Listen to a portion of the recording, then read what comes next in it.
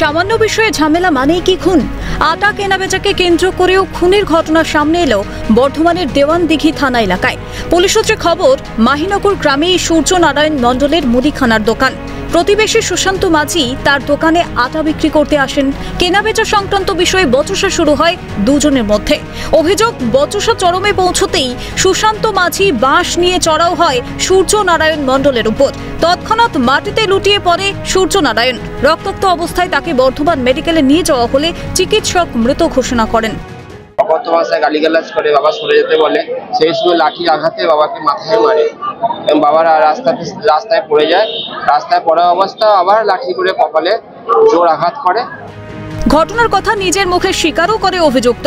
অভিযুক্তের ফাঁসির দাবি মৃতের পরিবারের। 22 টাকা করে দাম, 17 টাকা করে বলছিল। কেন মারলে কেন তুমি? ওই দাম দিচ্ছিল। হ্যাঁ, দাম দিচ্ছিল। কোনো শত্রুতা ছিল না, ও একটা মানুষের দুষ্ট সাজা ফাঁসি ডেফিনেটলি। ঘটনার পর দেওয়ানদিঘি থানায় লিখিত অভিযোগ দায়ের করে মৃত সূর্য নারায়ণের ছেলে। অভিযোগের ভিত্তিতে অভিযুক্ত সুশান্ত মাঝিকে গ্রেফতার করে পুলিশ। বর্ধমান থেকে রাজেশ খানের রিপোর্ট, ক্যালকাটা নিউজ।